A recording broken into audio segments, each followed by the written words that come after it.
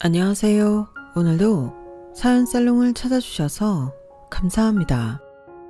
저는 한적한 마을에 살고 있는 20대 여자입니다. 저희 엄마가 즐겨 듣는 이곳에 제가 이렇게 사연을 보내게 될 줄은 몰랐는데요. 사실 저는 얼마 전에 아주 기가 막히게 인생이 뒤집히는 경험을 했어요.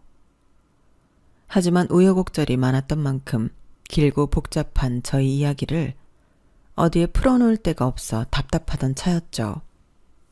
그러다 저희 엄마의 권유로 안에서 썩어가던 제 이야기를 이렇게 글로 풀어낼 수 있었답니다. 제 사연이 채택되지 않더라도 넋두리처럼 제 이야기를 처음부터 끝까지 털어놓을 수 있다는 것만으로도 만족스럽네요. 만약 제 이야기가 많은 분들에게 들려지게 된다면 모두들 간단한 위로 한마디씩만 부탁드릴게요. 저는 굉장히 어린 나이에 결혼을 했어요. 제 나이 고작 23살이었죠. 남들은 다 대학교 졸업하고 취직을 하거나 아니면 학업 중간에 해외여행도 가고 어학연수도 가느라 아직 대학 졸업도 못했을 나이에 시집을 간 거예요. 물론 그때의 저는 제 남편을 보고 이 사람이라면 평생을 함께할 수 있겠다는 확신을 가지고 있긴 했습니다. 남편은 제가 21살 때 아르바이트로 일하던 카페 사장이었어요. 처음 제가 일을 시작할 땐 10평도 안 되는 작은 카페였지만 20년 뒤 저희가 결혼할 당시엔 카페를 2배로 확장해 테이블까지 놓았을 만큼 장사 수완이 좋고 능력 있는 사람이었어요. 나이 차이가 9살이나 났지만 전혀 세대 차이가 느껴지지 않을 정도로 잘 꾸미고 다니며 말도 재미있게 잘했고요. 그래서 얘가 그때 남자친구 얼굴에다가 콜라를 그대로 들이부었다니까요. 진짜로. 헐 대박. 야, 너 폼 미쳤다. 근데 잘했다. 잘했어. 바람 피는 인간들은 케찹까지 쏟았어도 돼. 폼 미쳤대. 형부도 30 넘었으면서 왜 이렇게 요즘 애들 말 잘 알아요? 야, 말도 마. 나도 매번 놀랍다니까? 오빠는 맨날 나보다도 유행어들을 먼저 알아. 이렇게 어리고 이쁜 아내 얻었는데 그럼 나도 그만큼 노력해야지. 올, 수영이 진짜 남편 잘 만났다. 부럽다. 한참 어린 제 친구들과도 허물없이 수다를 떨며 장난칠 정도로 말이죠. 저도 당연히 제가 남편을 잘 만났다고 생각했고 저희의 결혼 생활이 연애 때처럼 즐겁고 재미있을 줄만 알았어요. 남편과 저는 둘 다 집에 엄마만 계셨는데 상견례 자리에서도 서로 얼마나 다정하게 얘기하셨는지 몰라요. 시어머니 되실 분도 이렇게 어리고 예쁜 며느리 주셔서 감사하다며 좋은 얘기만 잔뜩 해주셨고요. 그렇게 순조롭게 결혼 준비를 해가던 어느 날이었습니다. 예식이 2달 정도 남은 시점이었는데 시어머니가 절 따로 불러내신 거예요. 둘만 만나서 얘기할 게 있다면서요. 자상한 시어머니가 좋았던 저는 아무런 의심 없이 냉큼 시어머니 댁 근처에 있는 카페로 갔죠. 어머님, 그간 잘 지내셨어요? 어머, 다이어트 한다더니 노력 많이 하는구나. 얼굴이 몰라보게 예뻐졌어. 에이, 아니에요. 좀 더 빼야 해요. 그런데 갑자기 연락하셔서 놀랐어요. 어쩐 일이세요? 다른 건 아니고 우리끼리 얘기할 시간이 도통 없었잖니. 이제 앞으로 평생 볼 사이인데 미리 친해지면 좋지 않을까 하고. 좋죠. 종종 이렇게 예쁜 카페도 같이 오고 그래요, 어머님. 그럴까? 우리 수영이가 이렇게 예쁘고 싹싹해서 얼마나 기쁜지 몰라. 이렇게 만난 김에 하나만 더 얘기를 할게. 네, 어머님. 뭔데요? 식 올리기 전에 여기 이 서류들 좀 떼와줄래? 시어머니가 내민 작은 쪽지에는 재산증명서, 산부인과 검진서, 신원정보 관련 서류들과 범죄기록초에서 등 몇몇 서류가 있었어요.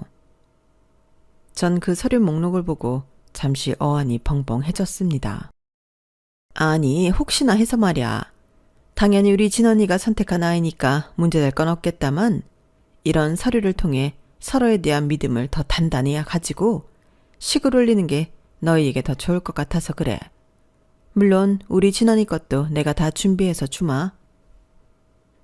시어머니의 말이 아주 틀린 것도 아니었고 서로 공평하게 서류를 고안한다고 하니 제가 거절을 할 수도 없어서 그땐 그저 알겠다고 고개를 끄덕이고 나왔어요. 그리고 집에 가서 엄마한테 이런 서류들을 떼서 주고받기로 했다고 전달했죠. 그땐 제가 어렸기에 엄마가 같이 봐줘야 하는 서류들도 있었거든요. 엄마는 자초지종을 듣고 굉장히 불쾌해 하셨습니다. 특히 재산과 관련된 서류를 보고 그러셨죠. 아무래도 저희 집이 시댁보다 경제적으로 부족했거든요.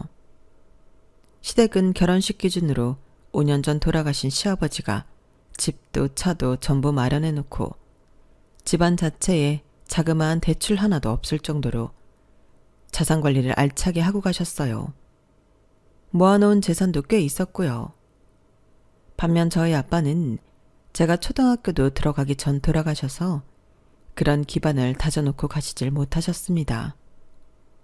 아빠가 돌아가신 후로는 엄마 혼자 일하시면서 절 키우느라 재산을 모을 여력이 없었죠.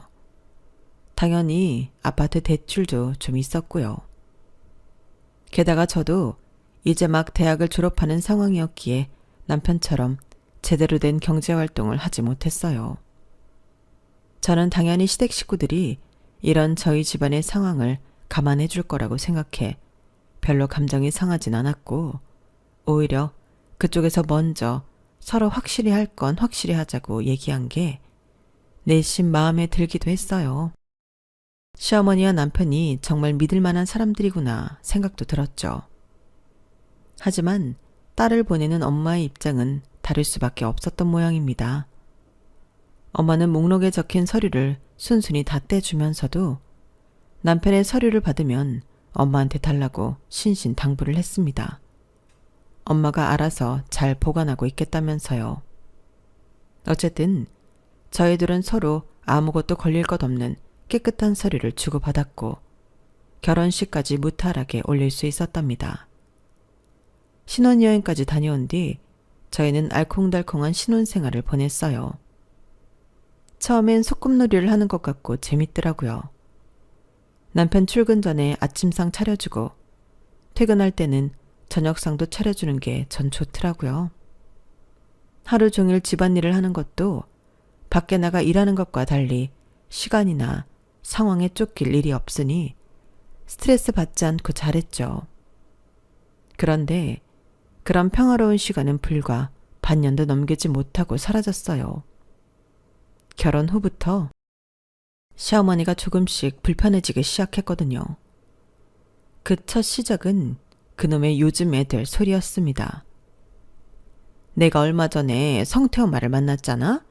근데 그 집 며느리가 진짜 너무 요즘 애들이래. 요즘 뭐 MZ다 어쩐다 하면서 요즘 애들 싹바가지라고 그러는 거 어느 텔레비에서나 봤지. 이렇게 직접 얘기 듣는 건 처음이었다니까? 지난번에 애들 온다고 성태 엄마가 팔보채도 해주고 수육도 삶아주고 아주 의리의리하게 차려줬더니만 글쎄 밥 다 먹고 설거지하라는 말에 제가 왜요? 이랬다는 거야. 요즘 애들이 그렇단다. 세상이 어떻게 돌아가려고. 그러게요. 그건 좀 심했네요. 우리 수영이도 어린데 요즘 애들처럼 그렇게 개념 없진 않잖아. 그치? 넌 그런 애들 이해가 되니? 아니요. 그건 시어머니랑 며느리 관계가 아니라도 예의가 없는 행동이잖아요. 저도 이해 안 되는 건 똑같아요. 아니 난 또 요즘 애들 MG 거리면서 아주 싹바가지 어깨 군다니까. 넌 몰라도 네 친구들 중에라도 그런 애 있나 싶어서 물어봤지. 어머님 친구분 며느리가 좀 이상한 거지 실제로는 그렇지 않아요. 요즘 TV나 인터넷에서 워낙 과장해서 말하는 거예요. 실제로 제 친구들이나 다른 학과 친구들 봐도 다 정상이에요. 그런 애들은 굉장히 드물어요, 어머님. 제가 그렇게 대답하자 시어머니는 갑자기 그래? 하면서 반색을 하시더군요. 그러더니 그럼 편하게 생각해도 되지? 다름이 아니라 이번 주말에 여기 창고 정리를 좀 할까 해서 말이야. 와서 같이 청소도 하고 맛있는 것도 먹자꾸나 하시는 거예요. 얼떨떨하긴 했지만 전 알았다고 대답했어요. 그리고 그 주 주말에 엄청난 대청소와 더불어 갈비탕과 잡채 등 주말 식사를 위한 한상 차림을 하고 거기에 더해 시어머니와 저희 부부가 먹을 반찬까지 만들어야만 했죠. 저 혼자 그 모든 걸 할 때 시어머니는 그저 5분마다 팔짱을 끼고 나타나 이래라 저래라 지시만 했고요. 사람이 아무리 뻔한 일도 직접 당해보면 잘 모른다더니 제가 딱 그랬어요. 시어머니는 매번 절 만나면 요즘 애들 흉을 먼저 보고 제 입으로 저는 개념 없는 요즘 애들이 아니라는 대답을 하게 만든 뒤 온갖 일을 시켜댔죠. 지나고 나서 보니 아주 전형적인 세뇌였죠. 어느새 저는 주말마다 시댁에 가서 집안 청소를 하고 시어머니를 태우고 벚꽃 구경, 단풍 구경을 다니며 운전기사 노릇을 하고 시어머니 친구 생일까지 챙겨줬어야 했습니다. 백화점 가서 신상 스카프를 사오거나 세일하는 마트에 찾아가 장을 보고 오는 심부름은 아주 당연히 제가 해야만 하는 일이 됐고요. 그 모든 일들을 시키면서 시어머니는 늘 제가 요즘 애들 같지 않게 참하다며 칭찬을 아끼지 않았어요. 하지만 어쩌다 한 번이라도 제가 몸이 안 좋아서 혹은 다른 일정이 있어서 거절하려고 하면 시어머니는 깜짝 놀랄 만큼 무섭게 화를 냈어요. 어떻게 그런 소리를 할 수가 있니? 시애미가 얘기하는데 하여간 요즘 것들 되바라졌다 하더니 너도 똑같구나. 아니요 어머님, 그런 게 아니라 정말 오늘 생리통이 너무 심해서 그래요. 지금 약을 먹은 상태라 더더욱 운전하긴 쉽지 않고요. 어머님도 여자라서 잘 아시잖아요. 그러니까 하는 소리 아니냐. 대체 평소에 몸 관리를 어떻게 했길래 그래? 여자는 시집 오면 몸도 자기 몸이 아니라 가족의 몸이야. 장차 우리 아들 데릴 일, 아이들을 낳을 몸인데 다른 것도 아니고 생리통이라니. 그런데도 부끄러운 줄 모르고 이렇게 당당하게 뭐? 여자니까 잘 알아? 그렇게 썩어 빠진 정신 상태로 대체 무슨 시집생활을 하겠다는 거야? 천사 같은 시어머니의 벼락 같은 불호령을 처음 겪은 저는 정말 깜짝 놀랄 수밖에 없었고 그때 이후로 시어머니가 무서워지기 시작했죠. 시어머니는 그렇게 화를 내고는 제가 울며 겨자 먹기로 시킨 일을 해내고 나면 또다시 입이 마르도록 칭찬을 하셨어요. 나중에야 그게 새늘을 일삼는 사람들의 전형적인 수법이란 걸 알았지만 그땐 그런 걸 알아볼 시간도 없었기에 전 그저 이리저리 끌려다닐 수밖에 없었어요. 저만 홀로 일찍 시집생활을 하니 제 또래 친구들에게 고충을 털어놓아도 위로만 해줄 뿐 진심 어린 공감이나 조언을 받기는 힘들었습니다. 그렇다 보니 저는 시어머니가 절 맘대로 부려먹고 있다는 걸 제대로 인지하기가 어려웠어요. 결혼 생활이라는 게 다 이런 건 줄로만 알았죠.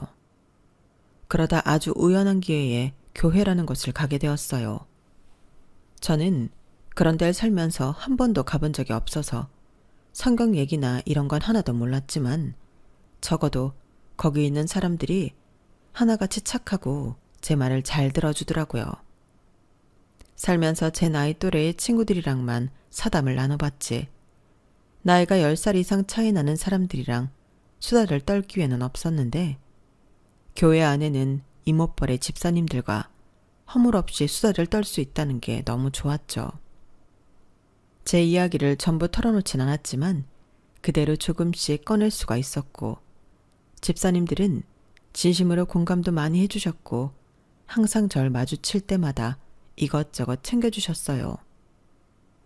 당시 전 그런 사람이 너무 필요했을 시기라서 일요일마다 교회를 나가기 시작했죠. 그렇다고 교회에서 대단한 활동을 한 건 아니었어요. 일요일 오전 11시에 가서 1시간 동안 예배를 드리고 30분 정도 모임을 가지고 오는 게 다였죠. 그런데 이 작은 활동이 남편과의 트러블로 번지게 될 줄은 꿈에도 몰랐어요. 주말엔 잠 좀 편하게 자자. 나 쉬는 날 일요일밖에 없는 건 몰라? 왜 이렇게 일요일마다 아침부터 부스럭거리고 거슬리게 하는 거야, 짜증나게. 당신 잠기 예민하다고 해서 내가 샤워도 다 전날 미리 하고 자고 아침엔 일어나서 옷만 갈아입고 나가는데 뭐가 그렇게 거슬리다는 거야. 나처럼 조용히 나오는 사람이 어딨다고. 네가 침대에서 혼자 일어나는 것 자체가 거슬린다니까. 네가 나가면서 매트리스가 흔들리잖아. 그냥 좀 자면 어디가 덧나냐? 아니, 그럼 그동안 밤에 화장실 다녀오는 건 대체 어떻게 참았대? 그 정도로 예민한 거면 애초에 매트리스를 하나 사면 안 됐지. 요즘 매트리스 2개 붙어있는 침대도 나온다던데 그런 걸로 바꾸던가. 그게 얼마나 비싼 줄 알아? 철딱서니가 없어도 유분수지. 네가 돈 벌어오는 거 아니면 입 다물고 있어. 신혼 초엔 전혀 예민한 게 없던 남편이 갑자기 제가 침대에서 일찍 일어나는 게 거슬린다면서 시비를 걸기 시작하는 거예요. 제가 교회에 나가기 시작하면서부터 갑자기요. 처음엔 제가 부스럭거리는 게 싫다고 해서 머리 드라이도 안 하고 화장도 안 하고 옷만 최대한 조용히 갈아입고 나왔는데 침대가 흔들리는 게 거슬린다는 말에 기가 찼네요. 전 안 그래도 남편을 통해 시어머니한테 무슨 안 좋은 말이 들어갈까봐 나오기 전에도 밥상을 다 차려놓고 나갔거든요. 남편은 밥이랑 국만 퍼서 먹으면 됐었는데 그걸 가지고도 짜증을 내는 겁니다. 하다못해 제가 전날 밤에 거실 소파에서 잠을 자려고 해도 그건 부부로서의 의무를 다하는 게 아니라며 또 짜증을 냈어요. 제 갖은 노력에도 남편의 짜증은 멈출 줄 몰랐고 중국에는 시어머니께 절 완전히 이상한 아내인 양 말을 해놨더라고요. 일주일에 고작 2시간 외출하는 것 가지고 무슨 교회에 미쳐서 가장을 내팽개친 사람 취급을 하면서요. 진원이한테 얘기 들었다. 너 요즘 네 남편 잠도 못 자게 방해하면서 밖으로 놔둔다며. 너 시집 온 지 뭐 얼마나 됐다고 벌써부터 그렇게 밖으로 놔두는 거니? 어? 지금 이게 내 귀에도 들려올 정도면 평소에 얼마나 가정에 소홀한 거냐고? 아니에요, 어머님. 저 진짜 안 그래요. 평소에 매일같이 집에서 살림이나 하고 남편이나 어머님 심부름 다 하고 있는 거 아시잖아요. 일요일 오전만 잠깐 다녀오는 것 뿐이에요. 그마저도 거슬린다고 해서 전 침대 끄트머리에만 붙어서 잔다고요. 그래, 너 말 잘했다. 내가 이거 듣고 정말 기가 차서 너 진은이한테 매트리스 2개 사잔 얘기를 했다며. 남편 잠기가 예민한 걸 가지고 멀쩡한 침대를 갈아치우자고 했다며. 어쩜 너는 돈도 없는 애가 바라는 게 많니? 내가 너한테 밖에 나가서 우리 아들만치 돈 벌어오라고 한 적 있어? 그저 집에서 남편 뒷바라지만 잘 하라고 했지? 근데 그거 하나도 제대로 못하는 주제에 그딴 되바라진 소리나 해? 돈 버는 재주가 없으면 가정에 충실하기라도 해야지. 그것조차 안 하면 네가 우리 집에 빌부터 사는 것밖에 더 되니? 말씀이 너무 심하세요. 정말 해도 해도 너무한 거 아니에요? 제가 대체 언제 가정에 소홀했다고 이러세요. 오히려 저만큼 가정에 헌신하는 사람이 드물다고요. 전 어머님이나 남편이 하라는 거 전부 다 해드리고 있는데 대체 뭘 그렇게 잘못했다고 이렇게까지 막말을 퍼부으세요? 너 그런 얘기는 어디서 배워왔어? 뭐 너만큼 가정에 헌신적인 사람이 없다고? 대체 누가 너한테 그따위 말을 가르쳤냔 말이야. 네 주변에 결혼생활 하는 사람이 어딨다고. 가만, 너 그거 교회에서 들은 얘기지? 이거 봐라 이거. 그새 바깥바람 좀 쐈다고 애가 이렇게 변했다. 얘를 어쩌면 좋니? 얘기가 아예 안 통하더군요. 저는 결국 유일하게 제 얘기를 들어주는 사람들이 있는 교회를 2주에 한 번, 한 달에 한 번 가다가 아예 못 가게 되었어요. 그런데 남편과 시어머니는 제가 교회를 그만둬도 잔소리를 멈추질 않았어요. 심지어 원래는 시어머니의 잔소리만 듣던 걸 남편의 잔소리까지 2배로 들어야 했고 매번 말하는 레퍼토리가 요즘 애들에서 가난한 집안 딸로 바뀌었죠. 제가 아무리 살림을 완벽하게 해도 두 사람은 도무지 만족할 줄을 몰랐고 조금이라도 빈틈이 보이면 득달같이 가난한 집안 딸이 살림 말아먹는다며 욕을 해댔어요. 한번 미운 털이 박혔다고 절 피말려 죽이라는 건가 싶을 정도였네요. 요리 다 끝나고 왜 행주 바로 안 빨아놨니? 주방에 냄새 배면 음식이 맛있게 만들어지겠어? 가난한 집안 딸이라 이런 냄새를 잘 모르는 거야? 이 퀴퀴한 냄새에 안 맡아지냐고. 넌 살림이라곤 제대로 아는 게 하나도 없구나. 아이씨, 야, 나 생선가시 다 안 발라놓으면 안 먹는 거 몰라? 누가 밥상머리에서 이거 하나하나 가시 떼가면서 먹어. 아무리 가난한 집안이었다고 해도 이건 기본 상식 아니야? 상식. 꼭 귀찮게 말을 해줘야 알더라. 너 이리 와봐. 여기 욕실 청소하고 나서 내가 물때 자국 신경 쓰라고 했지. 근데 이거 보여? 아니 여긴 너희 집처럼 가난한 집구성이 아니라니까. 우리 집은 재산이야 재산. 이런 식으로 관리해서 쓰겠니? 전 시댁에서도 저희 집안에서도 발걸음 하나까지 신경 쓸 정도로 예민해져만 갔고 극심한 스트레스로 인해 몸도 마음도 엉망진창이 되어갔어요. 도저히 버티다 못해 하루는 정말 진지하게 남편을 앉혀놓고 대화를 시도했죠. 두 사람의 언행이 상식적으로 너무 지나치다고요. 설령 그렇지 않다고 해도 어쨌든 그 말을 듣는 당사자인 전 너무나 힘이 드니 제발 잔소리를 조금만 줄여달라고 했어요. 하지만 남편은 오히려 노발대발 화를 내며 진심 어린 조언들을 어떻게 잔소리라고 표현할 수 있냐고 하더군요. 사실 저는 하나뿐인 동아줄을 잡는 심정으로 남편에게 대화를 시도했던 건데 전혀 소통이 되지 않자 크게 낙심할 수밖에 없었어요. 전 바로 그 다음날 간단한 짐을 챙겨 친정집으로 도망을 갔습니다. 갑자기 연락도 없이 찾아온 딸을 보고 엄마는 많이 놀라신 것 같았어요. 하지만 저에게 아무런 얘기도 묻지 않으시고 그저 밥을 차려주시고 푹 잘 수 있게 해주셨죠. 다음날 저는 엄마한테 그간 있었던 일들은 전부 이야기했습니다. 울진 않으려고 했는데 얘기를 하다 보니 저도 모르게 닭똥 같은 눈물이 펑펑 쏟아지고 말았어요. 엄마는 제 손을 꼭 잡고 별말 없이 얘기를 전부 들어주셨고요. 친정집에 온 지 3일째 되는 날 아침, 새벽부터 일어나 분주하게 움직이던 엄마는 제 양손에 묵직한 짐을 한 보따리씩 쥐어주시며 절 다시 남편 있는 집으로 돌려보내셨어요. 남편이랑 시어머니에게 한 박스씩 주라고요. 안에 든 것을 보니 인삼이니 한과니 명절에는 볼 수 있는 귀한 것들이 잔뜩 있더군요. 그걸 제 손에 들려보내는 엄마 심정이 어땠을지 감히 짐작도 되지 않았어요.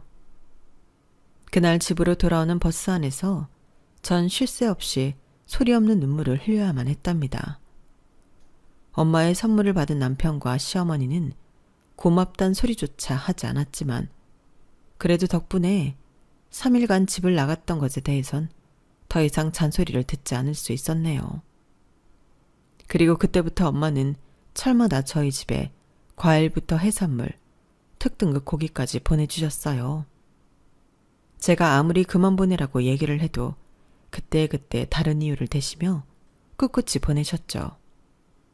앞집에서 받았다, 세일을 크게 해서 그렇다 등등 여러 이유를 대셨지만 사실 전 그 모든 게 엄마의 거짓말이라는 걸 알았습니다. 하지만 제 반대에도 계속 택배를 보내시는 엄마를 막을 도리가 없었어요. 그렇게 엄마에게 미안한 마음은 자꾸만 쌓여가는데 시어머니랑 남편은 고마운 줄도 모르고 처먹을 줄만 아니 점점 제 안에서도 분노가 쌓여가기 시작했어요. 고기 좀 더 빨리빨리 구울 수 없어? 굽다가 네가 계속 먹고 있는 거 아니지? 식사하는 사람 흐름 끊기지 않게 잘 좀 해라. 하고 있어요. 화구를 없애고 인덕션으로 바꾸셔서 열이 늦게 받아서 그래요. 꼬박꼬박 말대꾸하는 버릇 좀 고쳐라. 가난하게 자란 티 좀 내지 말고. 너 여기 있던 국감도 먹었니? 아니요. 아까 저희가 먹었어요. 전 지금 한 입도 못 먹고 요리만 하고 있잖아요. 손이 10개라도 모자란데 제가 어떻게 그걸 집어먹겠어요?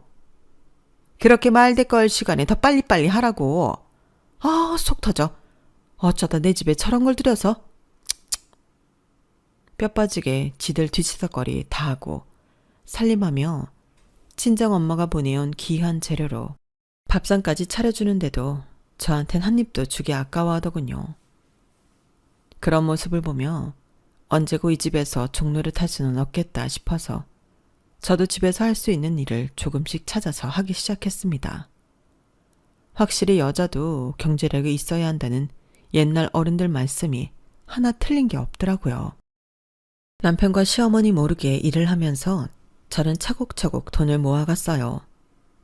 처음엔 정말 작은 돈만 벌 수 있었던 일이 다행히 점점 수입이 오르게 되더군요. 시간이 지나면서 제가 일에 적응이 되니 점점 손이 빨라졌거든요. 저축 금액이 쌓여가자 저도 모르게 이혼에 대해서 생각하는 시간이 많아졌어요. 남편과 시어머니 때문에 고단할 때마다 혹시 몰라 녹음기를 켜고 문자 내용을 캡처해놓곤 했죠. 그렇게 하니 마음이 전보다는 좀 편해지긴 하더라고요. 직장인들이 사직서를 품고 산다는 말이 어떤 말인지 이해가 되기도 하고요. 약 1년 반 정도의 시간을 그렇게 보낸 것 같네요.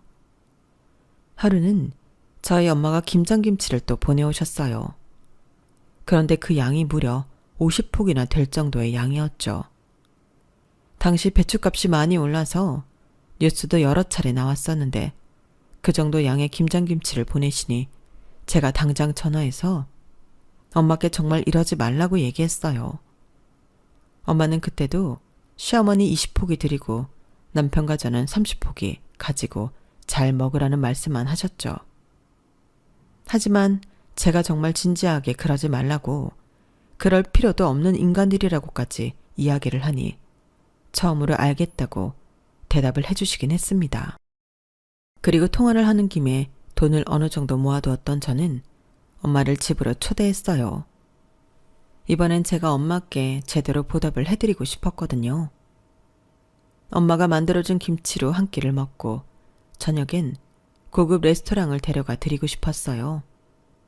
그래서 바로 이틀 뒤로 약속을 잡고 그날 갈 만한 고급 레스토랑도 전부 예약을 해두었죠. 전 사실 엄마를 초대했을 때 제 시집살이를 보여드리고 싶지 않았어요. 그래서 애초에 남편도 일정이 있고 시어머니도 바쁜 날을 골라서 약속을 잡았죠. 집으로 초대했을 때 엄마가 바로 이틀 뒤에 오신다고 해서 오히려 좋았던 이유도 보통 하루 이틀 전에 스케줄이 변동되는 일이 없기 때문이었어요. 전 엄마가 오는 날 시간을 전부 빼놓기 위해 미리 전날 엄마에게 받은 김치 20포기를 시댁으로 옮겨놨고 저희 부부가 먹을 건 따로 김치 냉장고에 저장했습니다. 그리고 시댁 집안 살림도 미리 다 치우고 왔고 저희 집 살림이나 처리해야 할 일들도 전부 미리 해놨어요. 그렇게 약속 당일이 되어 엄마가 거의 다 도착하셨다는 문자를 보내셨을 때 저는 미리 상을 차리며 엄마가 보낸 김장김치를 꺼내려고 했는데요. 김치 냉장고를 열어보니 글쎄 그 안이 텅텅 비어있는 겁니다. 저는 놀라서 남편에게 먼저 전화를 해봤는데 자기는 모르는 일이라며 쓸데없는 걸로 전화하지 말라고 짜증을 버럭 내고 끊어버리더군요. 그래서 시어머니한테도 전화를 했습니다. 그거 내가 어제 가지고 왔다. 네? 30포기를 전부요? 그래, 네가 꽁쳐든 거 내가 직접 가져가야지 뭐 어쩌겠니. 사람 불러서 가지고 왔다. 너 어쩜 나한테는 반도 안 되는 양을 주고 그렇게 뒤로 빼돌릴 생각만 했니? 걷어준 은혜도 모르고 아주 배은망덕하구나. 어머님, 그게 아니라 애초에 저희 엄마가 저희 두 사람한테 30포기, 어머님께 20포기 드린 거예요. 저희는 인당 15폭이고 어머니는 혼자 20폭이라서 제일 많이 드린 거였다고요. 적당히 나눈 걸 가지고 뒤로 빼돌렸다뇨. 애초에 이 김치 자체가 저희 엄마가 주시는 건데요. 보자 하니까 이게 정말? 너 요즘 왜 이렇게 말대꾸가 늘었어? 너희 가난뱅이 엄마가 그따구로 가르치든? 한국 사람 식탁에 김치가 빠질 리가 없는데 고작 3사람 몫으로 50포기 준비한 거 자체가 잘못된 거 아니야?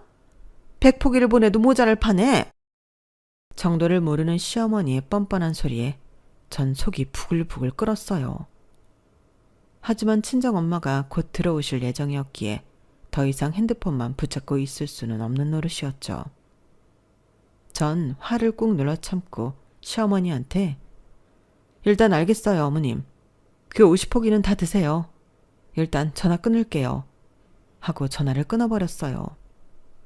전화를 끊자마자 5분도 안 되어서 친정엄마가 도착을 하셨고 전 아무 일 없다는 것처럼 맑은 얼굴로 엄마를 맞이할 수 있었습니다. 엄마가 보내주신 김치랑 먹을 만한 음식을 마련했었는데 같이 먹지 못해 아쉬웠지만 다행히 엄마는 그래도 맛있다며 좋아해 주셨죠. 그런데 식사를 다 마친 엄마가 잠시 화장실을 갔을 때였어요. 갑자기 현관에서 도우락 소리가 들리는 겁니다. 소스라치게 놀란 채가 현관으로 나갔더니 시어머니가 씩씩거리며 들어오고 있더군요. 너, 내가 하도 어이가 없어서 직접 찾아왔다. 어디서 버르장머리 없이 어른 전화를 그따구로 끊어? 어? 이게 아주 오냐오냐 해주니까 이제 눈에 뵈는 게 없니? 그런 기본적이고 상식적인 예의조차 모르는 거야? 어머님, 오늘 친구들 만나신다면서 어떻게 찾아오셨어요? 그리고 제가 전화 끊는다고 말씀드리고 끊었잖아요. 그렇다고 이렇게 바로 찾아오시면 어떡해요? 내가 온 게 뭐가 어때서? 그럼 내 새끼 집에 내가 눈치 보면서 들어와야 된다는 거야? 이게 아주 요즘 기고만장하기가 하늘을 찌르는구나. 야, 여기 우리 아들 집이야. 네 집이 아니라. 그럼 눈치 보면 살아야 하는 건 너지. 꼴랑 김치 50포기 보낸 네 가난한 엄마가 이런 건 안 가르쳐주디? 어? 어머님, 어떻게 그런 말씀을 하세요? 일단 목소리 좀 낮추시고 진정 좀 하세요. 네가 뭔데 목소리를 낮추라 마라 하냐고. 너 니네 엄마 좀 불러와라. 어떻게 가난한 집안 딸내미 시집 보내면서 이렇게 예의범절이라곤 하나도 못 배운 채로 놔둘 수가 있느냔 말이야. 허구한 날 이것저것 먹을 거 보낸다고 되는 일이 아니야. 오는 김에 김치도 50포기 더 해오라고 해라. 내가 아주 단단히 벼르고 있으니 뭐 더 가져올 거 있으면 가져오라고 하고. 아예 대놓고 갖다 바치란 소리세요 지금? 그래. 가난한 딸 이렇게 버르장머리 없는 채로 시집 보낸 죄 그렇게 갚으라고. 들고 올 거 없으면 김치라도 들고 와서 갚으라고 해. 뭘 갚아? 당신 그렇게까지는 안 봤는데 지금까지 내 딸한테 이따위 상스러운 소리를 퍼부어 왔어? 뭐? 가난한 딸 시집 보낸 죄? 현관에서 시어머니랑 옥신각신하고 있는데 갑자기 제 등 뒤에서 엄마의 목소리가 들려왔어요. 엄마는 제가 살면서 처음 보는 무서운 표정을 하고선 시어머니를 죽일 듯이 노려보고 있었죠. 그러더니 정말 깜짝 놀랄 만한 행동을 하셨어요. 엄마가 그대로 시어머니한테 돌진해 어마어마한 힘으로 뺨을 내려친 것이었습니다. 당신 미쳤어? 미친 건 내가 아니라 당신이랑 당신 아들이지? 티 하나 없이 깨끗한 집안에 전과자 아들을 장가 보내놓고 어디서 남의 귀한 딸을 괴롭혀? 어? 당신이야말로 범죄자 아들 장가 보낸 죄 어떻게 갚을 거냐고. 시어머니는 그 순간 뺨이 아픈 것도 잊을 만큼 깜짝 놀란 것 같았어요. 시어머니가 두 눈이 튀어나올 듯이 동그래져서는 한마디도 못하고 있자 엄마는 품속에서 종이더미를 꺼내더니 시어머니의 머리 위로 던지며 호통을 쳤죠. 내가 우리 딸내미 안색이 하도 안 좋아서 그동안 당신네들이 내 딸한테 어떡하나 좀 봤다. 근데 어쩜 인간의 탈을 쓰고 그렇게 못되게 굴 수가 있느냔 말이야. 보통 상식의 선에선 도저히 이해할 수 없는 행태에 내가 당신의 조사를 하나씩 다 해봤다고. 그랬더니 뭐? 음주운전? 절도? 깜빵까지 다녀온 인간 멀끔하게 신분 세탁해가지고 아무것도 모르는 어린애한테 장가 보낸 주제에 시집살이까지 시켜? 당신들 이제 두고 봐. 아주 먼지 한 톨까지 탈탈 털어줄 테니까. 엄마가 하는 말에 저는 모든 게 어안이 벙벙했어요. 남편이 결혼 전과는 확실히 달라지긴 했지만 그렇다고 감방에까지 다녀온 사람인 줄은 상상도 못했으니까요. 엄마, 그게 무슨 말이야? 음주운전이라니? 진원이 그거 너 만나기 전에 음주운전으로 3번이나 사고를 냈단다. 그중 마지막엔 피해자가 사망까지 했고 범죄 사실 기록이니 재산 목록이니 결혼 전에 줬던 서류들 그거 다 위조한 거였어. 내가 단단히 챙겨놓길 잘했지. 그거 아니었으면 이딴 사기꾼 범죄자 집안에 내 딸을 평생 가둬놓을 뻔했다. 너 당장 짐 챙겨서 엄마랑 같이 가자. 이 인간들 사기 결혼으로 싹 다 고소하려니까. 잠깐만 사돈. 잠깐만요. 뭔가 오해가 있나 본데 우리 아들 좀 불러올 테니까 다 같이 얼굴 보고 얘기해요. 네? 사돈이 생각하는 그런 게 아니에요. 백지장처럼 새하얗게 질린 얼굴로 시어머니는 태세를 180도 바꿔 무릎을 꿇고 저희 엄마 바지가랑이를 붙잡고 늘어지더군요. 저는 그런 어머니의 손을 찰싹 쳐내며 제 엄마를 제 등 뒤로 보냈어요. 아니긴 뭐가 아니에요. 그럼 우리 엄마가 제대로 알아보지도 않고 오셨다는 거예요? 범죄자인 인간을 우리가 어떻게 믿고 마주보고 얘기를 하라는 거예요? 이거 놓으세요. 아줌마. 아도 안 그래도 이 집이랑 인연 끊고 싶어서 노력한 지 오래예요. 근데 내 생각보다도 더 질 나쁜 집안이었다니 오히려 잘 됐네요. 그간 저한테 퍼부었던 막말들, 노예처럼 부리며 심하게 대했던 거 내가 하나도 빠짐없이 모두 증거물로 가지고 있으니까 각오해요. 엄마 말처럼 먼지 한 톨까지 탈탈 털릴 준비하라고요. 뭐라고? 무슨 증거? 얘 수영아, 내가 너한테 뭘 얼마나 잘못했다고 그러니? 내가 널 친딸처럼 얼마나 아꼈는데. 너 나랑 예전엔 많이 놀러 다니기도 했잖아. 이러지 말고 지난해 오면 다시 얘기해보자. 어? 놀러 다녔다고요? 아줌마 혼자 놀았지. 내가 뭘 놀아요? 난 당신 시중만 들어주고 다녔지. 그리고 범죄자인 남편 들어올 때까지 무서워서 어떻게 기다리라는 거예요? 됐고, 저희는 당신네 집안이랑 지금 바로 손절할 거니까 그렇게 아세요. 나가요, 나가. 저는 손을 휘휘 저으며 시어머니를 밖으로 쫓아냈어요. 그전엔 저도 모르게 제가 시어머니 몸에 손을 대는 것도 어려워할 만큼 시어머니를 굉장히 무서워하고 있었더라고요. 그런 제 자신을 그때 시어머니를 끌어내리면서 깨닫게 되었던 거죠. 동시에 이렇게 별것도 아닌 사람을 그동안 쓸데없이 무서워했구나 하는 생각도 들었어요. 대화로 해결하자는 소리만 반복하면서 비굴할 만큼 저희한테 매달리는 시어머니를 밖으로 내쫓은 뒤 저랑 엄마는 중요한 집만 얼른 챙겨서 친정집으로 가버렸어요. 친정집에 도착하자마자 뒤늦게 시어머니한테 상황을 전달받은 남편이 저에게 미친 듯이 연락을 해오더군요. 저는 괜히 바로 전화를 하기보단 변호사랑 얘기를 나눠보고 전화를 하고 싶어서 내일 전화하자라는 문자 한 통만 남겼어요. 그럼에도 남편은 밤 늦게까지 수십 통의 전화를 하고 이후엔 수십 통의 문자를 해왔죠. 문자 내용은 아주 다채로웠습니다.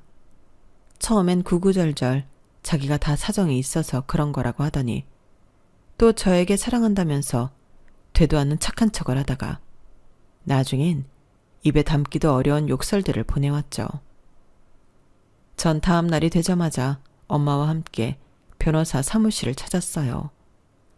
제가 모았던 증거들과 바로 전날 남편이 보낸 문자 내용을 본 변호사는 오히려 쉬운 싸움이 된 거라며 좋아하더라고요.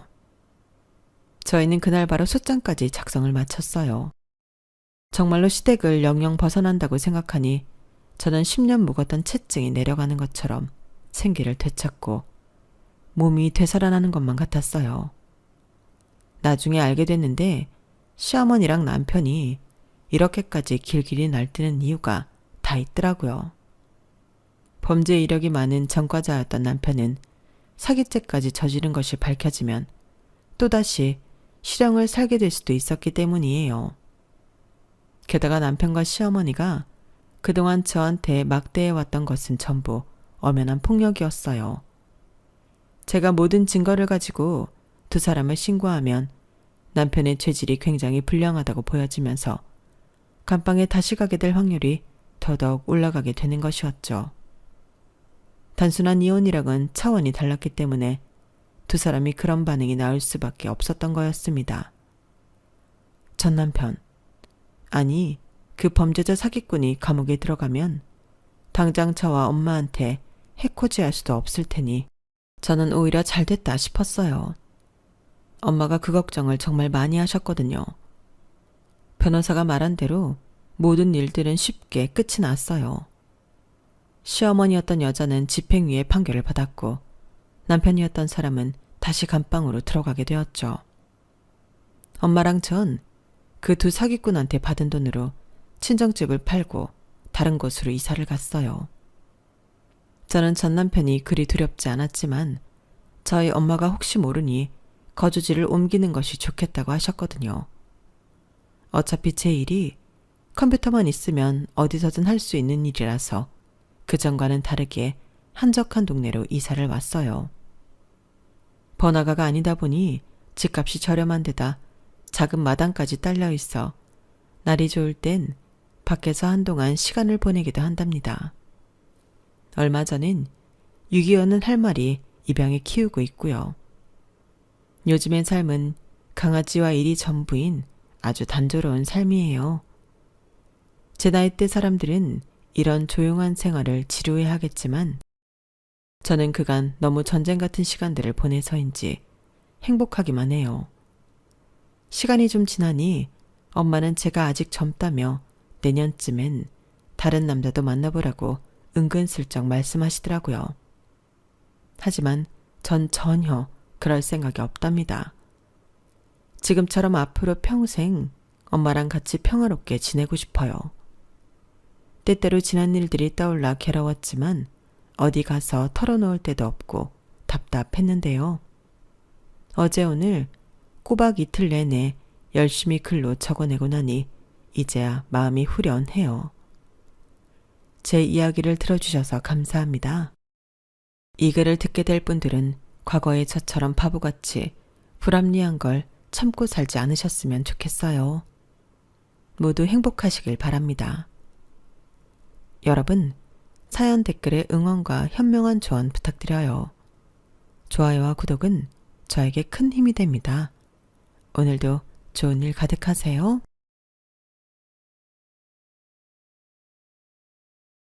안녕하세요. 오늘도 사연 살롱을 찾아주셔서 감사합니다.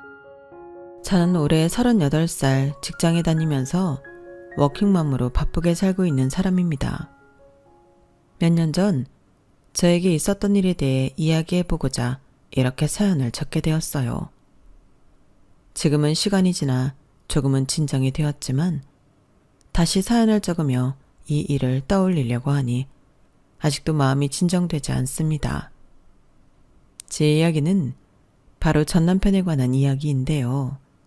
그 사람과의 기억을 더듬을수록 사람이 이렇게까지 차가울 수 있나? 내가 사랑했던 사람이 어떻게 이럴 수 있나? 계속해서 스스로에게 묻게 되네요. 저는 이 일을 겪고 나서야 겉으로 보이는 모습과 진짜 본성은 다를 수 있다는 걸 뼈저리게 느꼈어요. 그리고 사람이 진짜 어떤 사람인지 알게 되는 순간은 극한 상황에서 나온다는 것도요. 제가 겪은 일을 통해 누군가는 사람을 볼 때 더 신중해지고 진심이 담긴 관계가 무엇인지 다시 생각해 볼 기회가 됐으면 해서입니다.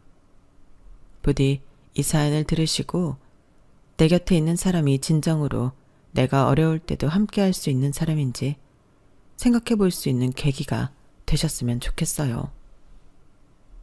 제가 어릴 때 저희 부모님이 늘 하시던 말씀이 있는데요. 의료계 종사자를 만나면 안정적이고 든든하다 라는 말씀이었어요. 웬만하면 커서 의료계 종사자가 되거나 그런 사람을 만나 결혼을 하라는 이야기를 귀에 딱지가 않도록 들었죠. 아쉽게도 제게는 다른 꿈이 있었기에 직접 의료 종사자가 될 일은 없었어요. 그래서 저런 이야기를 들을 때마다 다른 평범한 잔소리를 들을 때처럼 한 귀로 듣고 한 귀로 흘렸죠. 자식이 좋은 직업을 가진 사람을 만나 편안하게 살길 바라는 부모의 마음을 모르진 않았으니까요. 그러던 어느 날 친구를 따라간 모임자리에서 어떤 남자를 만나게 되었어요. 그게 바로 전 남편이었죠. 서글서글한 성격에 유쾌하고 배려심 넘치는 성격이라 처음 본 순간부터 호감을 느꼈고 다행히 그 감정이 일방적으로 끝나지는 않았어요. 나연 씨는 무슨 일 하세요? 광고회사에서 마케팅 일을 하고 있어요. 어릴 때부터 꿈이었거든요. 진수 씨는요? 저는 병원에서 일하고 있습니다. 와, 정말요? 어떤 병원요? 땡땡 대학병원에서 일하고 있어요. 그럼 정말 바쁘시겠어요. 혹시 의사세요? 부끄럽지만 의사는 아니고요. 간호사입니다. 부끄럽긴요. 멋지세요. 남자 간호사 흔치 않잖아요. 흔치 않아서 더 말하기가 민망하네요. 보통 남자가 병원에서 일한다고 하면 의사인 줄 아니까요. 그래서 간호사라는 말이 입 밖으로 잘 안 떨어져요. 남자가 무슨 여자들 하는 일을 하냐고 생각하는 사람들도 종종 있고요. 그런 뜻은 아니었는데 죄송해요. 죄송하긴요. 그런 질문 많이 받아요. 그럼 질문 나오기 전에 간호사라고 말하면 되는데 저도 내심 부끄러워서요. 이럴 줄 알았으면 이왕 공부하는 거 좀 더 해서 의사를 할 걸 그랬어요. 헤이, 간호사도 공부 엄청 많이 해야 되는 거 아는데요. 진수 씨가 겸손하셔서 그래요. 그렇게 알아주시면 너무 감사한데요. 혹시 다음 주말에 시간 있으시면 같이 식사나 하실까요? 더 대화해보고 싶은데. 네, 좋아요. 그렇게 저희는 몇 번의 만남 끝에 연인이 되었어요. 진수 씨는 마음이 따뜻하고 상냥한 사람이었어요. 담당 환자들 이야기를 할 때도 다정함과 안쓰러움이 섞인 눈빛을 드러내는 걸 보며 이 사람 정말 좋은 사람이구나 라는 걸 느꼈죠. 연애를 할 때도 항상 먼저 배려해주는 모습에 이끌렸고 함께 보내는 시간이 길어지면서 결혼까지 결심하게 되었어요. 진수 씨와 결혼을 약속한 뒤 내심 들뜨더군요. 우연인지 운명인지 모르겠지만 부모님께서 그렇게 바라시던 의료계 종사자를 사위로 데려가는 거였으니까요. 친정에 첫 인사를 드리러 가는 날 진수 씨가 너무 떨길래 안심시켜주고자 그 얘기를 꺼냈어요. 너무 걱정 마. 우리 부모님이 의료계 종사자 만나라고 노래를 부르셨거든. 분명 오빠 보면 좋아하실 거야. 그래? 그렇다면 다행이지만 의료계도 의료계 나름이지 않을까? 의사면 몰라도. 에이, 그게 무슨 소리야. 나는 멋지고 자랑스러운데. 의사건 간호사건 환자를 위해 최선을 다해 치료해주는 건 똑같잖아. 자꾸 그런 생각하지 마. 초조해하는 그 사람의 손을 잡고 다독여준 뒤 친정에 함께 들어갔어요. 아니나 다를까 부모님께서는 환대해주는 분위기였죠. 어서 오게. 자네구만. 까다로운 우리 딸내미의 눈에 든 남자가. 아우, 체격도 좋고 훤칠하네. 어서 와 앉아요. 오랜만에 요리 솜씨 좀 발휘했으니까. 우리 딸이 이렇게 애인 보여주는 건 처음이거든. 반가워요. 감사합니다. 초반 분위기는 화기애애하게 흘러갔어요. 편안한 분위기에서 일상적인 대화들이 오갔고 부모님도 딱히 그 사람이 불편해할 만한 이야기를 하지 않으셨거든요. 하지만 식사를 마친 후 다과상 시작하면서 이야기 주제가 달라졌죠. 그런데 대학병원에 다닌다면서? 실은 말이야, 내가 우리 딸한테 맨날 하던 말이 있거든. 사람 인연이라는 게 마음대로 되진 않는다고 하지만 그래도 이왕이면 의료계 사람을 만나라고 말이야. 그런데 어떻게 딱 의료계 사람을 만났는지 참 신기하단 말이지.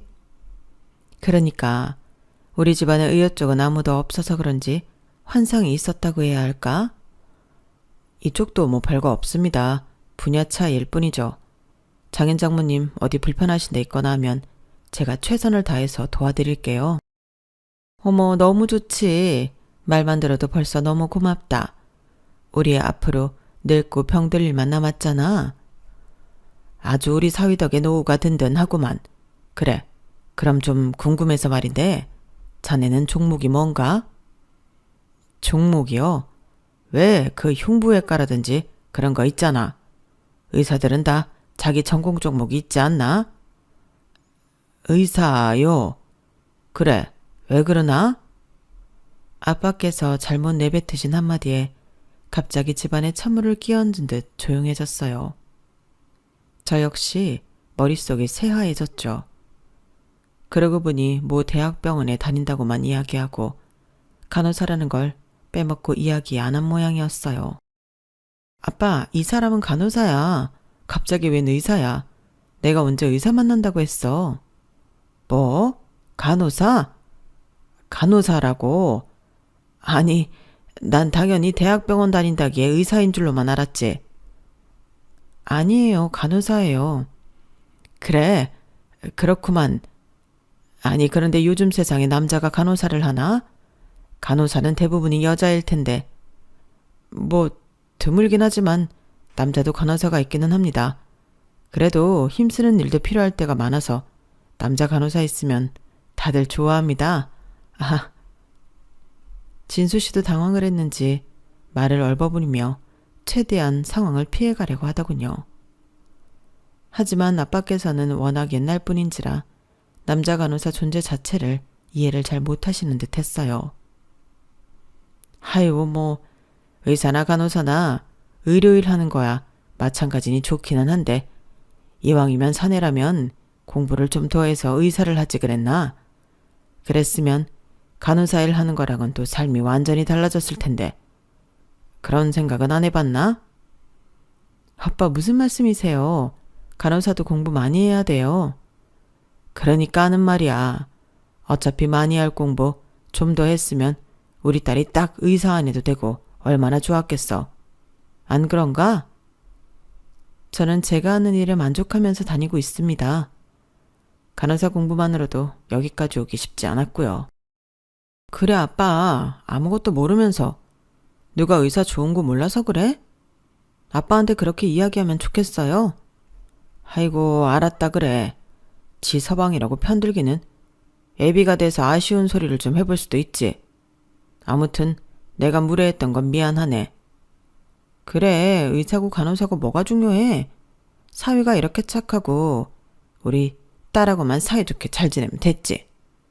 우리가 단단히 오해했네. 미안해요. 아닙니다. 괜찮습니다. 그런 이야기 처음 듣는 것도 아니고요. 역시 그렇지. 내가 옛날 사람인지라 괜히 편견이 있어서 그래. 나 같은 사람이 적진 않을 거야.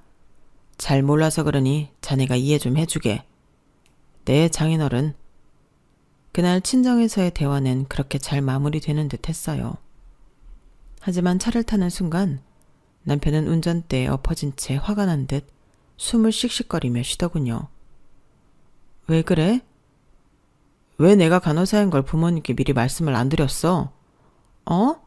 그건 말씀을 안 드린 게 아니라 말씀을 안 드렸으니 그렇게 말하지. 그럼 네가 말하는데 일부러 그러시기라도 했다는 거야? 아니 잠깐만. 속상하고 기분 나쁜 건 알겠는데 왜 이렇게까지 화가 났어? 부모님이 사과했잖아. 사과하면 다야. 오늘 니네 부모님은 내가 세상에서 제일 듣기 싫어하는 말로 날 공격했어. 내가 어디 가서 이런 얘기 듣기 싫어하는 거 너도 알잖아. 그런데 나한테 이런 수모를 겪게 해? 그런 게 아니야. 나도 내가 그런 줄 몰랐어. 정확하게 이야기한 줄 알았다고. 그리고 우리 부모님이 옛날 사람이라 남자 간호사에 대해 이해를 잘 못하셔서 그래. 이런 부분은 사과도 받았는데 좀 그러려니 해주면 안 돼?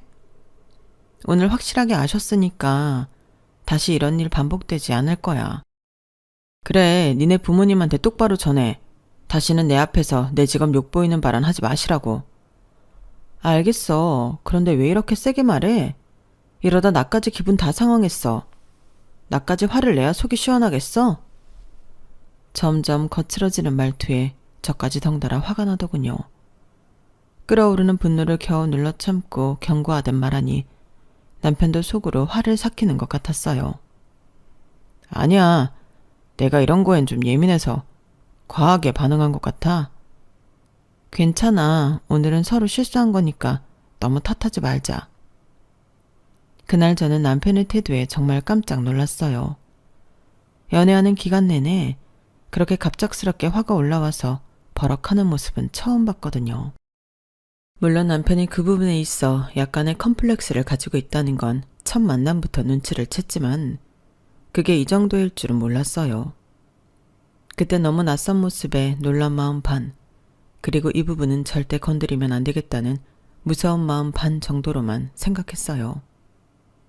불행인지 다행인지 그날 이후로는 저희 부모님께서도 딱히 의사와 관련된 말을 하지 않으셨고 남편도 괜찮아진 모양인지 결혼은 별다른 탈 없이 진행되었어요. 신혼 초까지만 해도 평화로운 날들은 지속됐어요. 남편이 저희 가족과 어색해하긴 했어도 나름대로 잘 지낸 듯 했거든요. 하지만 가끔 이상한 소리를 하긴 하더군요. 장인어른 아닌 척 하시지만 은근히 나를 무시하는 것 같아. 뭐라고? 그게 무슨 소리야? 우리 아빠가 당신을 왜 무시해? 요즘 시청률 제일 높다는 그 의학 드라마 있잖아.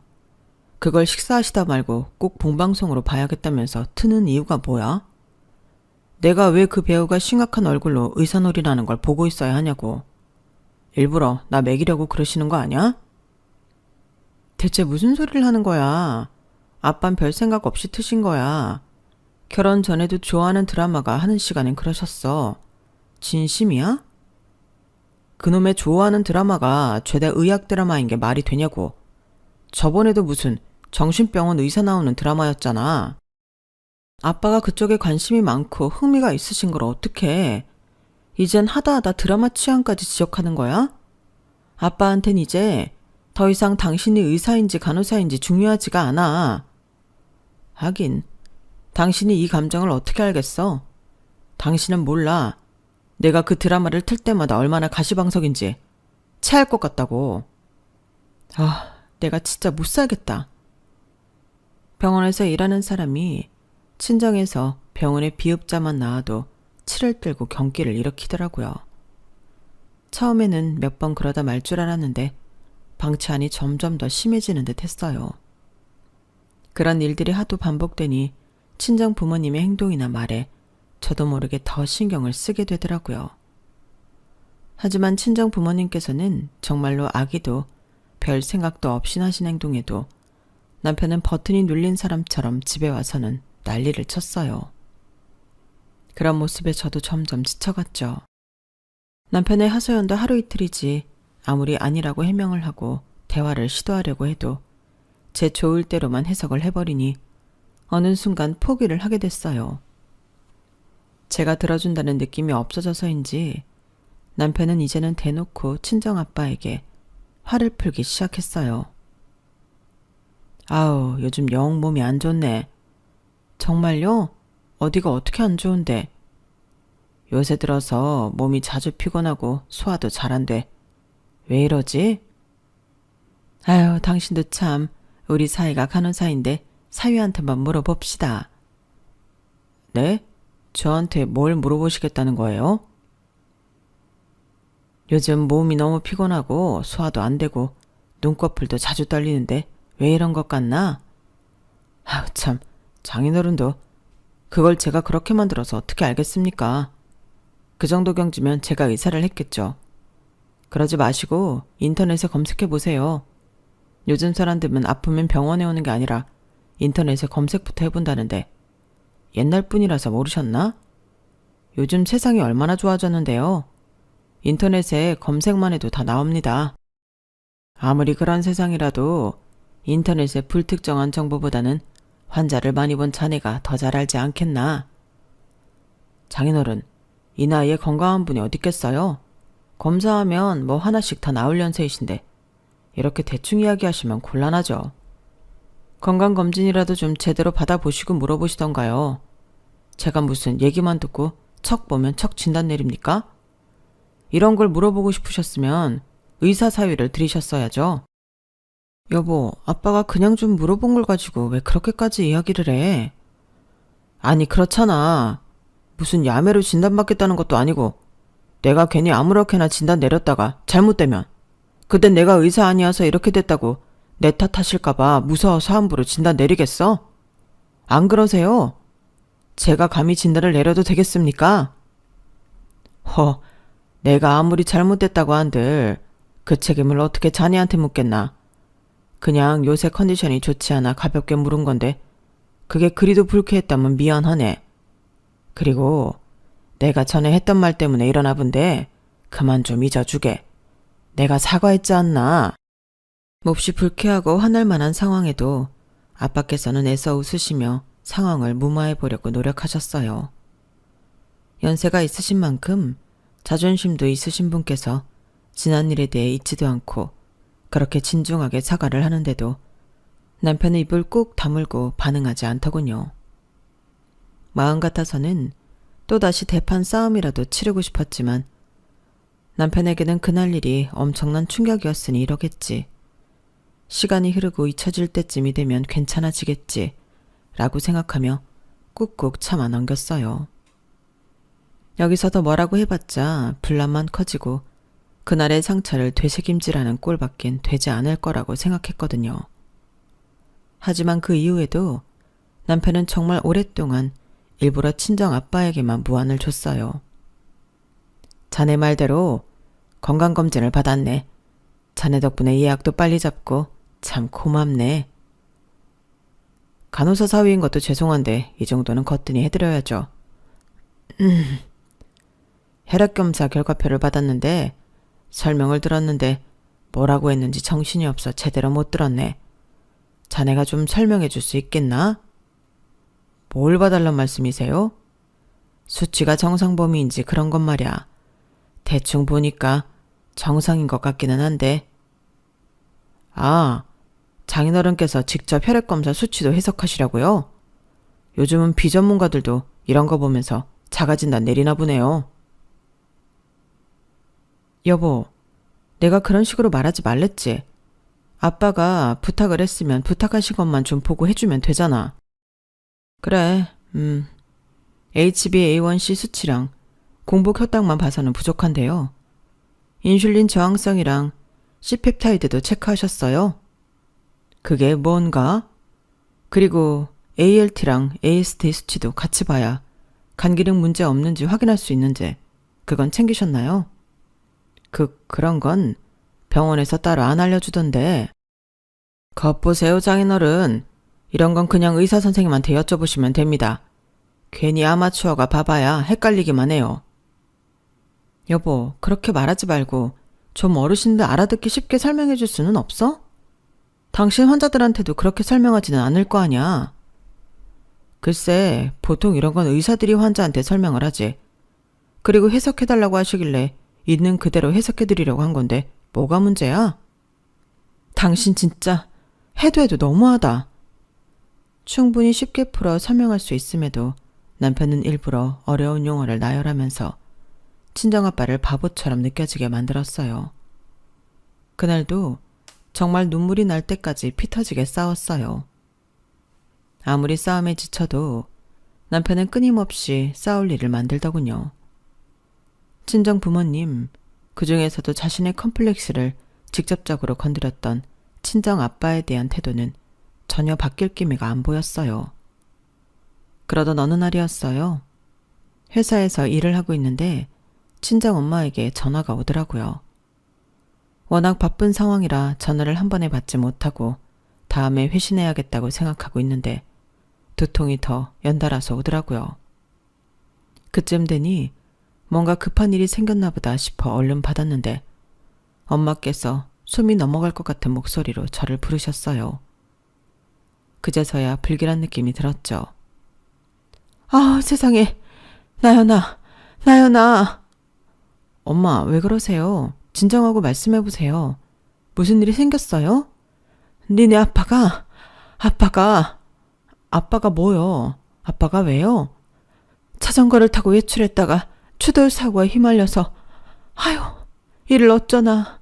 아유. 뭐라고요? 추돌 사고요? 엄마께 들은 소식은 처참하게 짝이 없었어요. 저는 곧장 아빠가 입원해 있는 병원으로 달려갔어요. 얼마 후 소식을 전해 들은 온 가족이 병원에 모였죠. 도착했을 때 아빠는 이미 수술실로 옮겨졌고 제가 할 수 있는 건 기도뿐이었어요. 충격을 받아 그새 초췌해진 친정엄마를 어르고 달래며 그렇게 몇 시간이나 지났을까요? 수술을 마치고 의사가 나왔어요. 표정이 좋지 않더군요. 저희 아빠는 어떻게 되셨나요? 수술 잘 되신 건가요? 이런 말씀 전하기 유감입니다만 의사의 입에서 나온 말은 절망적이었어요. 아빠는 쉽게 말해 식물인간이 된 상태였어요. 그 말을 들었을 때 정말 꿈을 꾸고 있는 것 같더군요. 드라마나 영화에서 소재로만 보던 그 식물인간이 제 가족이 될 줄 누가 상상이나 했겠어요. 남편은 의사가 떠나고 집으로 돌아오자마자 외투와 짐을 벗어 던져버리면서 짜증스럽게 얘기했어요. 아, 이거 참 골치 아프게 됐네. 하필이면 식물인간이라니. 여보, 그런데 말이야. 내가 잘 몰라서 그러는데 식물인간이 깨어날 확률이 얼마나 돼? 얼마나 되긴 거의 희박하지. 한 달 정도 기다려보고 안 깨어나면 거의 가능성 없다고 보면 돼. 가능성이 없다고? 내가 알던 환자 중에도 식물인간이 몇 있었는데 가족들이 희망을 놓지 못하고 장기로 입원시켜봤자 나중에는 결국 포기하더라고. 병원비도 한두 푼 드는 것도 아니고 시간이 오래될수록 깨어날 확률은 더 낮거든. 솔직히 난 그런 분들 희망을 안 주는 게 낫다고 보는데 의사들은 내버려 두더라고. 다 돈 벌려고 그런 거지. 돈도 돈이지만 가족들의 희망을 꺾고 싶지 않아서도 있겠지. 희박하긴 해도 그게 우리 가족이 된다면 기다려볼 만 하잖아. 그래도 현실적으로 생각해야지. 그 알량한 희망 때문에 고생만 하고 아무것도 얻지 못한 사람들을 내가 한두 명 본 줄 알아? 나 같으면 그런 상황엔 차라리 가족들 고생 덜하게 존엄사라도 하고 싶은 생각이 있을 정도라니까? 그 말이 왜 그렇게 자극적으로 들리는지 제 가슴을 쿡쿡 찌르더라고요. 마치 저희 친정 아빠를 그렇게 하라는 것처럼 들려서 정신적으로 너무 힘들었어요. 하지만 남편도 심경이 복잡하니까 그렇겠지. 이해하려고 넘어가려고 노력했어요. 이렇게 세상이 무너질 것 같은 소식을 들은 후에도 남편과 언성 높여가며 싸울 기력이 없었거든요. 그리고 남편이 그렇게까지 제 상황이나 입장을 이해하지 못할 거라고도 생각 못했고요. 며칠 후 친정아빠는 남편이 근무하는 병원으로 옮겨졌어요. 그래도 남편이 있는 병원에 계셔야 당장 병원에 가지 못하는 궁금한 상황에 소식을 알 수 있고 곁을 지키고 있는 엄마도 챙겨줄 수 있을 것 같았거든요. 하지만 그건 제 착각이었어요. 엄마, 오빠가 좀 챙겨줘요? 김서방 너무 바빠 보여서 어쩌다 마주쳐도 쌩하니 지나가 버린다. 병원에서는 말도 못 붙이겠어. 그래도 어쩌니? 다른 환자들도 다들 1분 1초가 급한 사람들일 텐데 내 사위라고 붙잡고 있기는 좀 그렇지 않니? 그건 그렇지만 남편은 챙겨주기는커녕 병원에선 아는 척조차 하지 않는다고 하더라고요. 병원 일이 워낙 긴급한 일도 많고 예민해지는 일이다 보니 그 말을 듣고도 더 이상 남편에게 가족을 더 신경 써달라는 말이 안 떨어졌어요. 남편을 통해 일정 부분 병원비 혜택을 받고 있는 것에 만족해야 할 뿐이었죠. 하지만 2주쯤 지나자 남편이 조금씩 불만을 토해내기 시작했어요. 여보, 장인어른 이제는 보내드리자. 뭐? 아직 2주밖에 안 지났는데 어떻게 그래? 적어도 한 달은 기다려봐야지. 당신도 그랬잖아. 한 달 안에는 깨어날 수도 있다고. 그것도 50대 50이야. 그냥 당신한테 희망 없다고 말하기 미안해서 그랬던 거야. 사실 희망은 거의 없다고 봐도 돼. 맨날 장모님 병원에서 마주치는 것도 신경 쓰이고, 장모님이라도 고생 덜 하시게 괜히 장인어른 붙잡고 있지 말고 적당한 때 보내드리는 게 맞는 것 같아. 그래, 나도 온 가족 고생하기 전에 그런 선택을 내려야 한다는 건 알아. 그런데 당신이 말하는 적당한 때라는 게 너무 이르잖아. 난 한 달은 기다려보고 싶어. 아우, 정말 내가 못 살겠다. 내가 어리석다고 생각했던 환자 가족들이 내 식구들이 될 줄이야. 그럼 됐어. 당신 아버지니까 당신 알아서 해. 난 몰라. 그렇게 미운 말만 하는 남편이 미웠지만 상황이 워낙 절망적이다 보니 어쩔 수 없다고만 생각했어요. 하지만 일주일이 지나고 퇴근 후 아빠의 병실에 들렀을 때 저는 이상한 광경을 목격하고 말았어요. 여보, 뭐해? 병실 문을 열자마자 보인 건 남편의 뒷모습이었어요. 그런데 남편의 손이 아빠의 산소 마스크를 덮고 있더라고요. 순간 등줄기에 소름이 쫙 끼쳐서 서둘러 침대로 가 남편을 밀쳐냈어요. 남편이 살짝 얼떨떨한 얼굴로 저를 보더군요. 여보, 언제 왔어? 당신 지금 여기서 뭐 하고 있는 거야? 내가 뭘? 왜 이렇게 오늘따라 과민 반응이야? 아빠 산소 마스크에 손대고 있었잖아. 내가 못 봤을 것 같아? 그럼 뭐, 내가 이거 떼기라도 할까봐 그래? 이래봬도 나 간호사야. 그냥 숨 잘 쉬고 계신가 확인하려고 본 거라고. 그건 굳이 손 안 대도 보이는데 왜 그렇게까지 하는데? 그래, 말 나온 김에 한 번 더 말하자. 장인어른 이렇게 누워만 계시게 하는 것도 못할 짓이야. 이제 벌써 한 달이 다 되어가잖아. 어차피 못 깨어나실 거 한 달 꽉 채우겠다고 더 기다려봐야 일주일치 병원비만 더 나가지. 달라지는 게 있을 것 같아? 이건 장인어른도 원치 않으실걸? 우리가 헛된 희망에 매달려서 병원비도 잃고 힘들게 사는 꼴을 과연 보고 싶으실까? 그놈의 돈. 당신이 언제부터 그렇게 돈돈거렸다고 갑자기 병원비 운운하면서 이러는 거야? 그럼 내가 지금 틀린 말해? 당신도 알지? 식물인간이라도 의식은 다 있는 거. 장인어른께서도 다 이대화 듣고 계실 거라고. 아마 당신을 포기 못하고 있는 너를 가엾이 여기실 거다. 그리고 어차피 사람은 언젠가는 다 죽어. 솔직히 장인어른 연세면 사실 만큼 사시다 가는 건데 어차피 깨어나셔봤자 후유증에도 시달리실 거고 건강은 날이 갈수록 악화만 될 텐데 그냥 편하게 보내드리는 게 차라리 효도라고 생각해. 당신, 아빠가 다 들을 거라면서 어떻게 당사자 앞에서 그런 말을 아무렇지도 않게 해? 당신이 입장 바꿔서 생각해봐. 시부모님이라면 그렇게 이성적으로 판단하고 쉽게 포기할 수 있겠어? 그리고 당신이 우리 아빠라고 생각해봐. 내가 일주일치 병원비 아끼자고 어쩌면 당신이 깨어날 수도 있는데 그렇게 빨리 포기해버렸으면 좋겠냐고. 나는 다르지. 젊으니까 깨어나도 후유증 금방 회복할 거고 앞으로 희망도 있으니까. 그거 알아? 지금 나한테 이렇게 화내고 있는데 당신은 나한테 오히려 고마워해야 해. 나니까 이렇게 당신 위해서 냉정하게 딱 잘라 말해줄 줄도 아는 거지. 보통 병원에서 얼마나 돌려 말하는데 환자 가족들 배려한답시고 하는 말이 오히려 독이란 걸 왜 몰라? 아무리 감정에 호소를 해도 남편의 태도는 냉소적이기만 했어요. 그날 이후로 저는 남편과 각방을 썼어요. 저렇게 차가운 피가 흐르는 사람인 줄 알았다면 결혼까지 하지 않았을 거란 생각이 들더군요. 남편이 아빠에게 유독 냉정한 이유를 모르는 건 아니었지만 자신의 컴플렉스를 좀 건드렸다는 이유만으로 여러 번 사과도 한 사람을 가지고 이런 급박한 상황에서까지 꽁하게 구는 이유를 절대 이해할 수 없었어요. 남편과 그렇게 싸운 이후 날마다 악몽을 꿨어요. 자꾸만 산소 마스크에 손을 갖다 대고 있던 남편의 뒷모습이 꿈에 나오더라고요.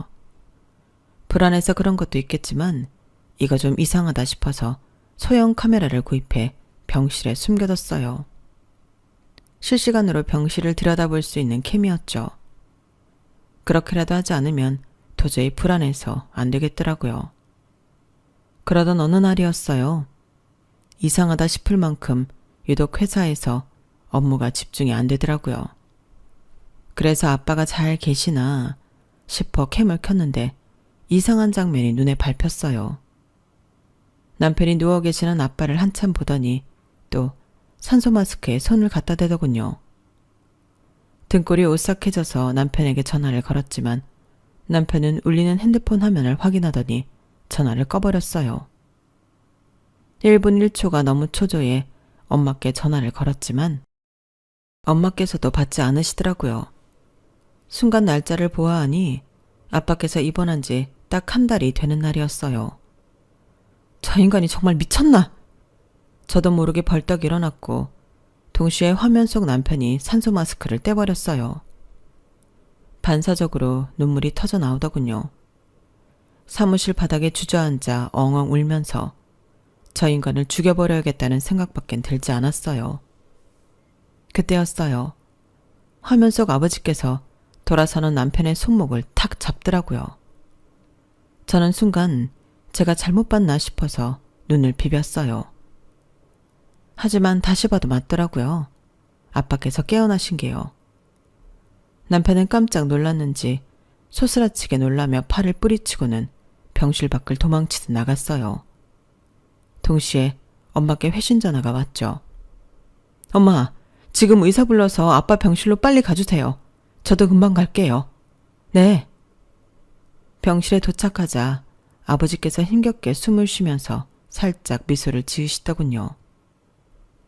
저는 아빠의 손을 꼭 잡으며 눈물을 흘렸어요. 아빠, 깨어나신 거예요? 그동안 고생 너무 많으셨어요, 정말. 걱정했잖아요. 포기, 네? 포기 안 해줘서 고맙구나. 그 말을 듣자마자 또 눈물을 한 바가지 흘렸어요.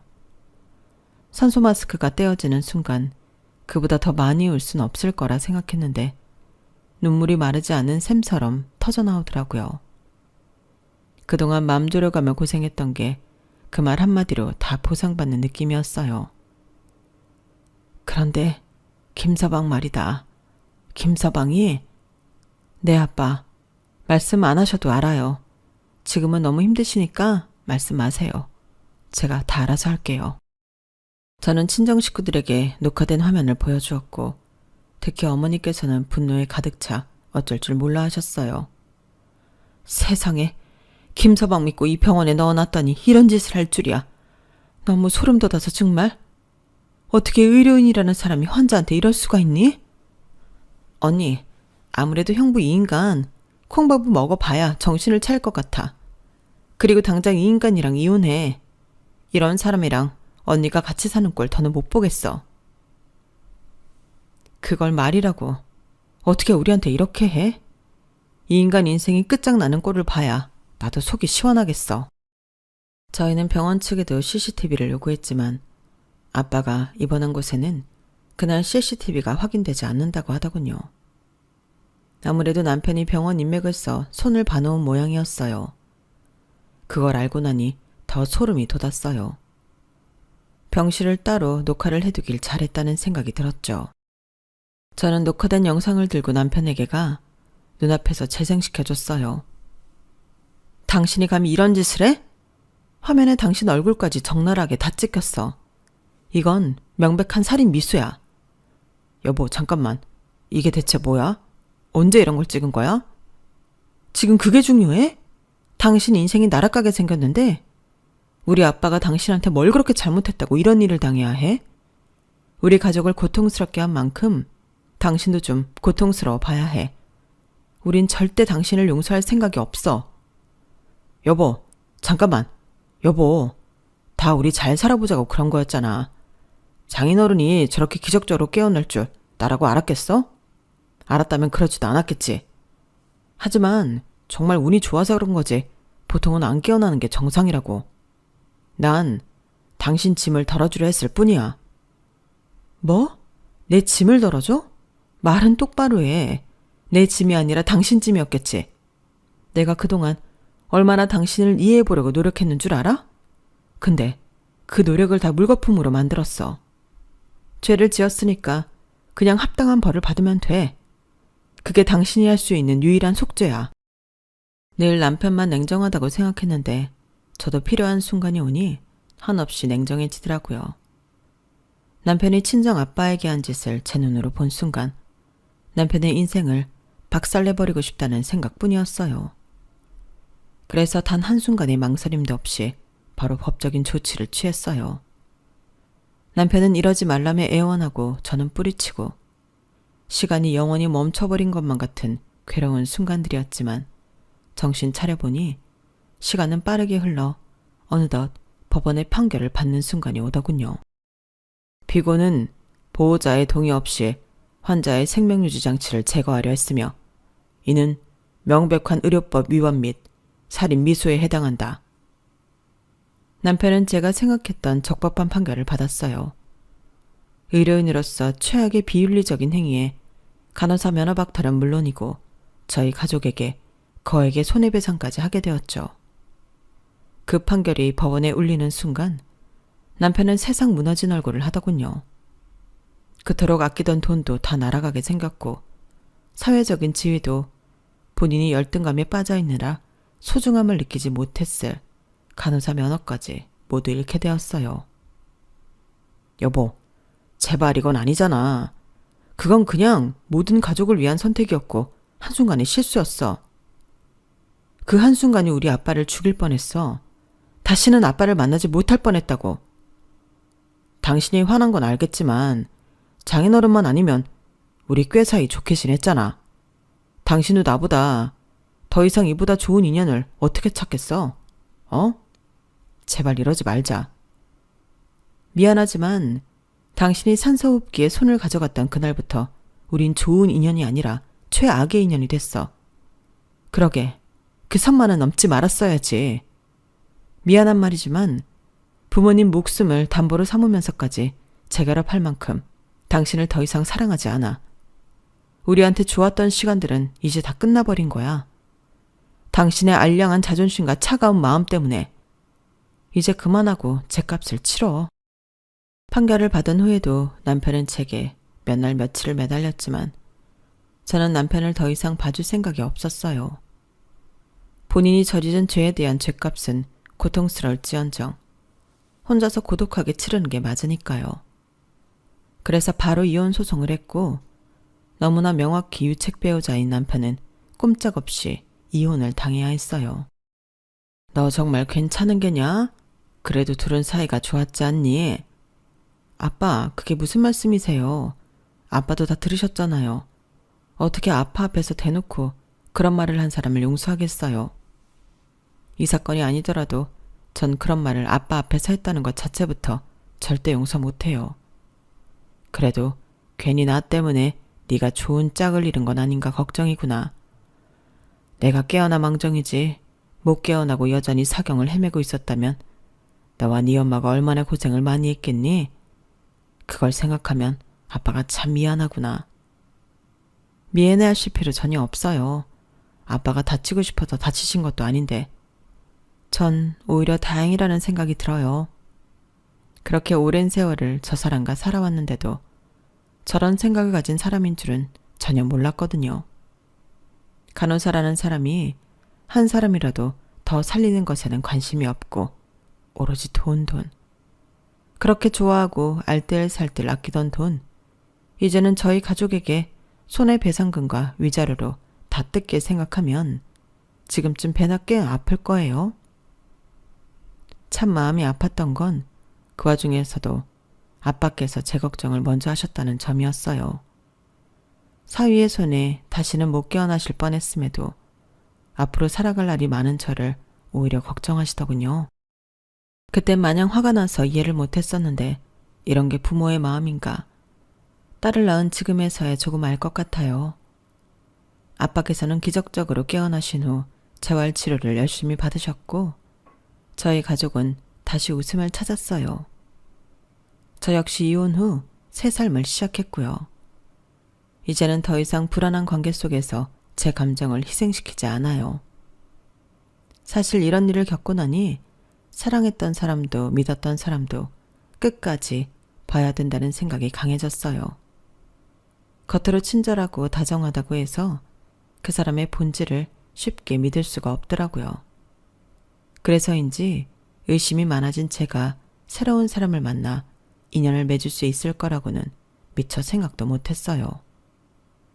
그런데 오히려 이렇게 남보다는 제 자신의 행복, 제 주변 사람의 행복을 위해 힘쓰며 살아가다 보니 인연이 찾아오더군요. 제가 오랫동안 알고 지냈던 전 회사 동기와 우연한 기회에 다시 만나 재혼을 하게 됐고, 지금은 예쁜 딸까지 낳아 행복하게 살고 있어요. 이 사연이 누군가에게 작은 깨달음이 되길 바라면서 이야기를 적게 되었어요.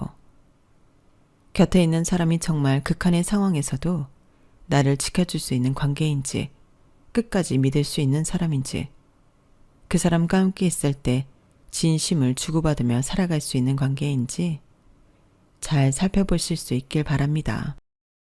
여러분은 저보다 더 현명하실 테니까요. 제 이야기는 여기까지예요. 들어주셔서 고맙습니다. 하루하루 행복하세요. 여러분, 사연 댓글에 응원과 현명한 조언 부탁드려요.